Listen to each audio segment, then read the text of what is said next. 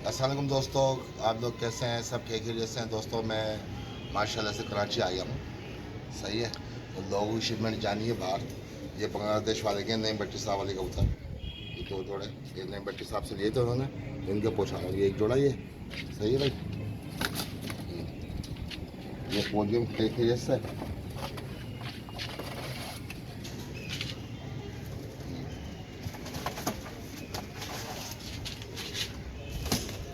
ये देखो फासिल फासिल भाई और फ्रांसिस। फ्रांसिस भाई, ये आप दोनों के जोड़े हैं। देख लो काइस भाई, ये देख लो भाई। अब मुझे तारीख बता दो कब तक ये भिजवाने हैं, ताकि मैं जल्दी से करूँ। क्योंकि काफ़ी औरों के भी कबूतर है मेरे पास, काफ़ी जनों के हैं पिजन्स मेरे पास। इंडिया वालों के भी हैं, बांग्लादेश वालों के भी हैं, आपके पास भी हैं काफ़ी। तो आप मुझे बताएं कब तक करना है ये। सही काइस भाई, ये वीडियो मैं आपको भिजवाने के लिए बना रहा हूँ।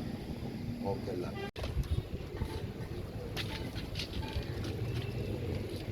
अंधेरा क्यों आ रहा है? मैं यहाँ तो लगता तो है।